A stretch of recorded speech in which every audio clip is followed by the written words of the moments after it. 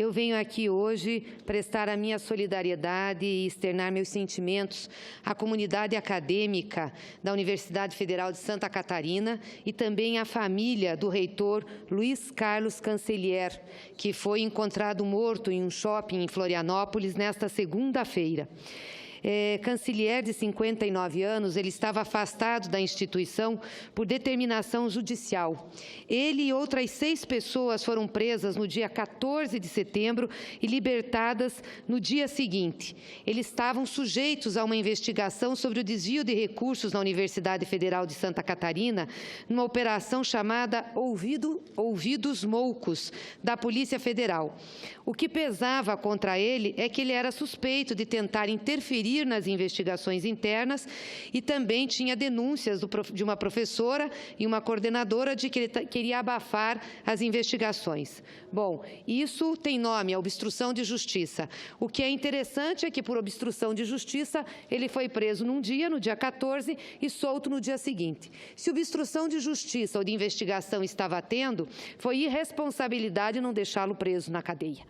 E se não estava tendo, foi irresponsabilidade e um absurdo tê-lo prendido. O professor Cancellier deixou uma carta antes da sua morte, em que ele se dizia perplexo e amedrontado. Para além das incontáveis manifestações de apoio, dizia ele, de amigos e de desconhecidos, e da união indissolúvel de uma equipe absolutamente solidária, que era a equipe da universidade, conforta-me saber que a fragilidade das acusações que sobre mim pesam não subsiste a mínima capacidade de enxergar o que está por trás do equivocado processo que nos levou ao cárcere. Eu acho que a Polícia Federal tem muito a explicar sobre esse caso. Inclusive, a direção da Polícia Federal tem muito a explicar sobre esse caso.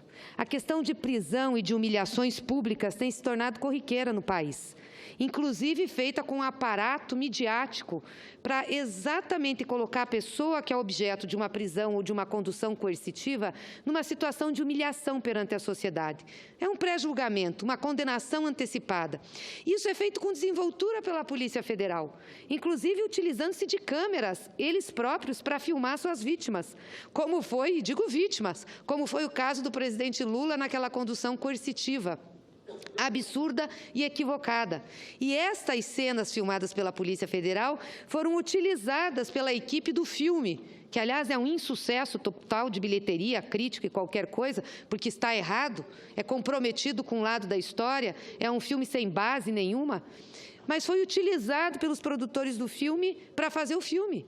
As imagens feitas pela Polícia Federal. Nós temos que parar com isso. Um país onde a presunção de inocência, senadora Simone, e o devido processo legal estão sendo substituídos pelo linchamento midiático. Como disse Vossa Excelência, nós queremos que todos que sejam culpados ou tenham responsabilidades paguem, sim, pelos seus crimes, mas respondam no devido processo legal.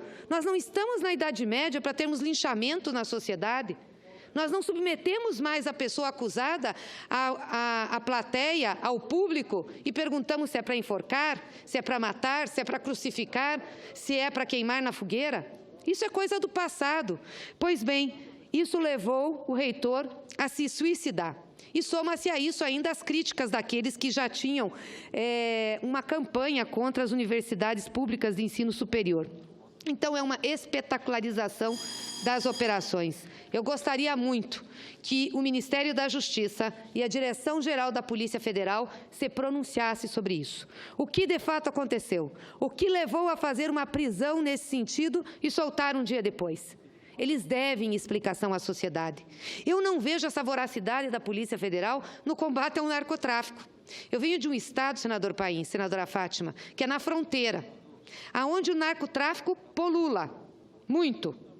Ou seja, é na fronteira de Foz do Iguaçu com o Paraguai, na fronteira de Quedas, e a coisa não tem esse imediatismo, não tem esse tipo de operação. Será que a PF está com medo de enfrentar os traficantes pesados de droga? Eu acho que a gente tem que começar a pensar nisso. Por que as coisas estão acontecendo como estão acontecendo? O Ministério Público também deve explicações. Como é que vai arguir, como é que vai perguntar ao Ministério da Justiça e ao Executivo sobre essa morte, sobre esse suicídio? Assim como a Controladoria Geral da União. E os meios de comunicação têm que pôr a mão na consciência, porque estão levando a essa situação absurda no nosso país. Essa mania de fazer com que as versões sejam veiculadas só por uma parte e que todas as versões não possam ser dadas. Mais do que nunca precisamos democratizar e regulamentar meio de comunicação. Não é possível a tendenciosidade.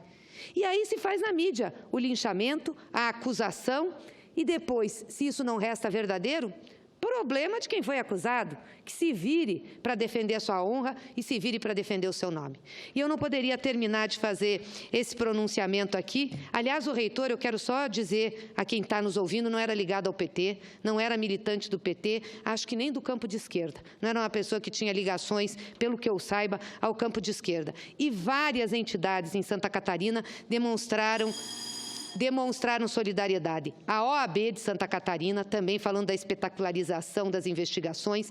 A Andifes, que é a Associação Nacional de Dirigentes de Ensino Superior, também demonstrou solidariedade. O pessoal da área do direito da Universidade Federal de Santa Catarina e também o Procurador-Geral do Estado de Santa Catarina, que perguntou onde é que está a lei do abuso de autoridade, que ele padeceu de abuso de autoridade. Nós já votamos essa lei aqui. Está na hora da Câmara dos Deputados votar a lei de abuso de autoridade. Será que a Câmara não tem coragem? Por que está dormindo em berço esplêndido lá essa lei? É uma responsabilidade que nós temos com o Estado Democrático de Direito. E eu não poderia terminar aqui falando em ação da mídia sobre essa situação toda que nós vivemos no Brasil, sem falar da irresponsabilidade e da leviandade do jornal Folha de São Paulo, na manchete de ontem, em que para mais de 50%, 52%, 53% da população querem o presidente Lula preso. É leviandade, não podiam fazer uma pergunta como essa numa pesquisa. Sabe por quê? Porque não é prerrogativa do povo fazer o julgamento. A prisão é uma sentença. Uma sentença tem que ser precedida de uma condenação. Uma condenação se faz nos autos do processo, com o devido processo legal. Não é a população que faz a condenação. E pergunta-se para a população sem dar a ela os elementos que estão no processo, dando-se apenas o que a mídia diz. É leviano e irresponsável, Folha de São Paulo. Vocês estão ajudando a jogar esse país nessa barafunda antidemocrática. Daqui a pouco nós vamos ter linchamento nas ruas. É isso que vocês querem? Vocês podem perguntar sobre intenção de voto, vocês podem perguntar se odeiam o Lula e o PT, divulgar que odeiam, pergunte sobre o que vocês quiserem, mas que seja da alçada do povo dizer e decidir. O que vocês não podem é induzir a população numa situação como essa, perguntando-lhe algo que não é da sua responsabilidade. Então, vocês fizeram uma irresponsabilidade, uma leviandade. Eu espero que tenha pedido desculpas da Folha de São Paulo ao presidente Lula, aos seus leitores, aos eleitores e ao povo brasileiro, porque isso não se faz. Não é assim que a gente procede. Nós temos que defender o Estado Democrático de Direito, a democracia. Fora da democracia não há solução. Não há solução. Por isso é importante, dentro das bases legais, a gente fazer a luta política. Muito obrigada.